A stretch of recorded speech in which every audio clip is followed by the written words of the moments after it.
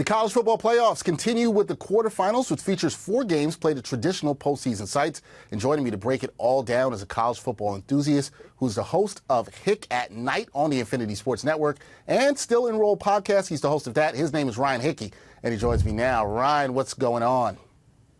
Dex, how are you, man? Not much. Excited for these games. Thanks very much for having me on. Look, I know you're excited for these games. I have to let the people know.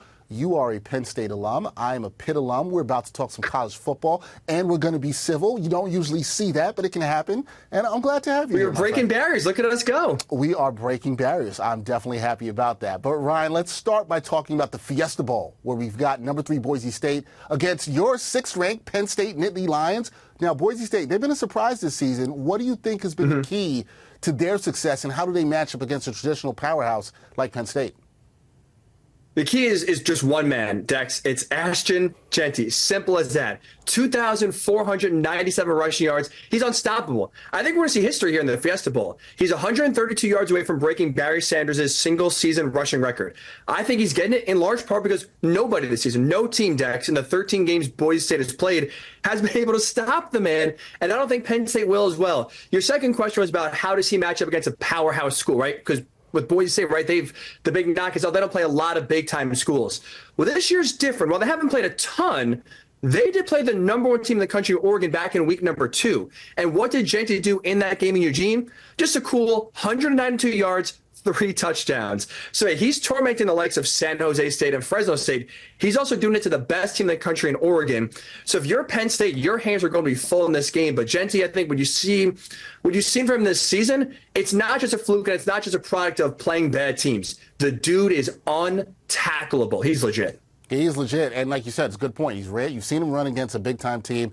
I know you don't want to see him run against Penn State, but it's very possible he could do that, so we will see. We'll get to predictions on that game a little bit later. Now, the Peach Bowl features number 4 Arizona State versus number 5 Texas. The Sun Devils, look, this team was picked to finish last in the Big 12, but they win the league. I think this is a pretty fun matchup against the Longhorns. What players in this game should we keep an eye on, and who could be the potential game changer in this one? Let's keep the running back theme going here. It's Cam Skattebo, who is a top 5 Heisman finalist here, and he is the catalyst for Arizona State, similar to Ashton Jeanty being the catalyst for Boise State. The guy's over 2,000 yards of total offense. He's able to do it both on the ground, but also in the passing game as well.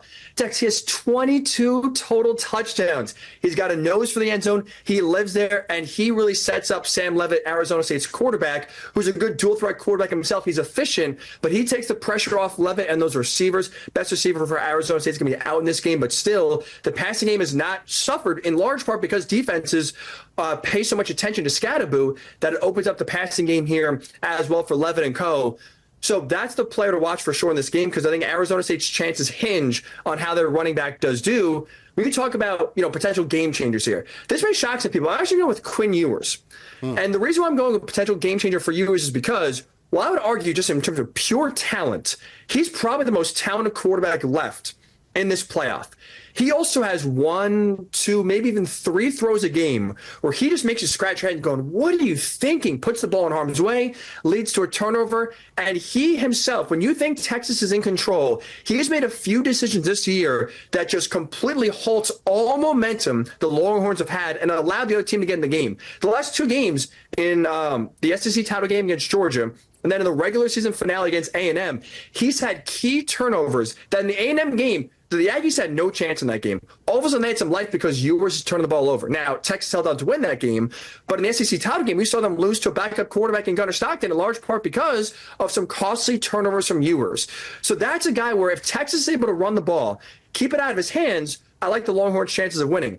All of a sudden, now, if you're putting it on, you're putting the pressure on Ewers here, and the run game dries up, his 3 worst games of the season happen to be the 3 games he has the most pass attempts against. Twice against Georgia, he had over 40 attempts, and then the next highest one was against Vanderbilt. Now, they won the Vanderbilt game, but still, that's one where the more Ewers passes, the worse the offense is. That's a guy that if you think Texas is in control, and all of a sudden Ewers, he has a chance and propensity to have a game-changing turnover for Arizona so they can get the ball here and turn it into points. Yeah, the game changers there are very interesting with Skattebo and Ewers. Ewers, maybe don't want him to throw the ball as much in that contest. Try to control the game on the ground. If you're Texas, that'll be interesting. Okay, next up, Rose Bowl.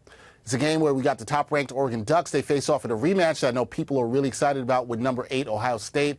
Oregon, they've shown us a lot of offensive firepower this season. How should Ohio State adjust defensively to handle Oregon's high-scoring offense here in the Rose Bowl? Starts and end Dex with pass rush. They have to get after Oregon quarterback Dillon Gabriel. If they don't, they have no chance. That's mostly the reason why Oregon was able to win that regular season matchup back in October, was because Gabriel wasn't touched. 0 sacks by the Ohio State defense. Gabriel sitting back there, had time, was able to pick apart Ohio State's defense to the tune of 341 passing yards and 2 touchdowns. If Gabriel is clean, he's going to pick apart any and every defense. He's been doing it all season long. That Oregon offensive line is one of the best in the country. You have to, if you're Ohio State, led by Jack Sawyer, JT Tuimoloau, to the best defensive ends, one of the best, defensive line combos in college football. They have to be able to generate pressure, because if you're Ohio State, you really don't want to blitz in this game and put your corners on an island. Oregon is able to expose their defensive backs just with their speed at receiver and beat Ohio State for a bunch of plays deep. But if you're Ohio State also and you can't get pressure with 4, you got to blitz. You got to get after Gabriel, because as long as he sits back there with time, he's going to pick you apart. So it starts and ends Dex in this game, in this rematch here, with getting pressure after Dillon Gabriel. If they don't, I think you'll see even a wider score they did here in this in that first matchup here with Oregon winning. Ooh, could see a blowout there. Will be interesting. Ohio State having to get the pressure on Dillon Gabriel. Easier said than done, but we'll see if they're able to do it. Okay, the last of these 4 games, New Year's Day, finishes in New Orleans, where number 2 seed Georgia, they battle number 7 Notre Dame in the Sugar Bowl. Georgia is the only team in the FCP field to win a national title in the past 4 seasons. Notre Dame, underdog here against the Bulldogs. What can they do to pull off an upset? And when you look at Notre Dame, what's been their formula for success this season that will give you reason to believe they can pull off the upset here? I actually start with your second question first. Their key to the season so far has been rushing. They're led by what I like to call them the Holy Trinity of Jadarian Price, Jeremiah Love, Riley Leonard, 2 running backs and their quarterback there. They've been able to just dominate teams on the ground. Notre Dame's a really young but developing offensive line where they've been able just to bully opponents, impose their will, and run the ball down every team they've played's throat, really except for Northern Illinois, which is the biggest reason why they lost that game back in early in the season. But if you're Notre Dame, that's been the biggest key, running the ball, physicality. And so when you look at this game here against Georgia, the biggest key, I think, for Notre Dame is stopping the run. Georgia, this is weird, because you would think, right, Georgia, big offensive linemen, great running backs. They have not been able to run the ball at all this year. They're 96th in the country when it comes to rushing yards per game. So if you're Notre Dame's defense, and now if you are able to stop the run and make Georgia one-dimensional, you do have Gunnar Stockton making his first career start at quarterback, the more pressure you put on his shoulders, the better that's going to work out for Notre Dame here in terms of limiting this Georgia offense. Because not only do you have now a new quarterback in Stockton replacing Carson Beck, you also have these receivers, tight ends, Dex, that have not been very good. They are one of the highest. They have some of the most drops, I should say, in all of college football. So even when some good throws are being made by the likes of Carson Beck, the receivers are not coming down with it. So the passing game is nothing to fear if you're Notre Dame. They have one of the best pass defenses in the country. But the key is, don't give Georgia any momentum on the ground. In the SEC title game, a big reason why it would be Texas was because they got momentum on the ground. Trevor Etienne has been battling rib injuries, came back in the game, 94 yards, 2 touchdowns. It provided balance, gave Stockton a little more comfort. It's not all on his shoulders. If you put the pressure on him, make him beat you, I like Notre Dame's chances here on New Year's Day. We'll see if that happens. No, we'll see if it happens on New Year's Day if they're able to get that done. All right, Hickey, last thing for me. What's your predictions for each of the 4 quarterfinal games? Who advances in your eyes and why? Well, I like Penn State to beat Boise State. I think Ashton Jeanty will get his, but I think Penn State's run game now is really clicking, where I think they'll be able to run the ball effectively, and I like Drew Aller being able to make Boise State's defense pay here and make some explosive plays down the field. I think Penn State here outscores Boise State to the likes of like 37-23. Despite what I said about yours, I do think the run game here for Texas will have success against Arizona State. I think Texas wins 34-17. They do beat the Sun Devils. I like 2, at least in terms of Vegas upsets here. I like Oregon to beat Ohio State in the rematch here. 31-27, I think a close game here, back and forth, but I trust Oregon's offense here at the end to make plays and get it done. And then I like the upset here. I like Notre Dame. I think they do take down Georgia. Lower scoring game. I trust the veteran experience of Notre Dame.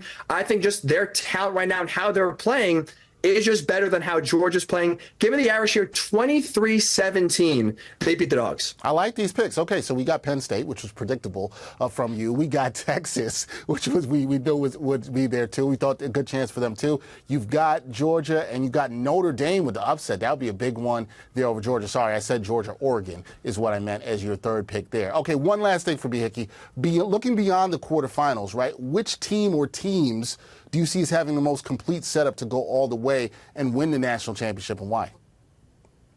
I think it's Oregon. For me, Oregon's a team to beat. I think they're the most complete team. They have, I think, the best offense left in this College World Playoff, led by Dylan Gabriel, but also their run game has been really physical, getting better each week. So I think that's a really tough assignment for any defense to both stop their run and passing attack. And defensively, I know they got shredded by Penn State the last time we saw Oregon, but I trust Dan Lanning, who's a defensive, minded guy, to get things tightened up. They're getting a little healthier as well. So that pass rush that was pretty absent against Penn State should get better here against Ohio State and continue through the playoff. I just think they're the most balanced, well-rounded, talented team that's clicking in all cylinders here. Team left in Oregon, and they're really the only team in the country, Dex, I think has truly gotten better from week one until now. Other teams had peaks and valleys. Some teams haven't really gotten out of first or second gear. They have just constantly, slowly improved each and every week, where I think they're playing their best football now. I think Oregon, for me at least, is the team to beat, and I really don't see any other team right now being on their same level. All right, got Oregon. They're the number one team. You have them at the top. We'll see if they're able to do it. I know you will be rooting all the way for your Penn State Nittany Lions. We'll see how these quarterfinals play out. Should be pretty exciting, at least in my eyes, Ryan. So we'll see how it plays out. Everyone, that is Ryan Hickey, the host of Hick At Nite. Check that out on the Infinity Sports Network. And he also hosts a Still Enrolled. That's a really dope name for a podcast. You should check that out, too, if you love college sports. Ryan, pleasure to do this for the first time. We'll do this again. We'll talk to you. Enjoy the playoff games. Always a blast, Dex. Thanks so much for having me. Anytime, man.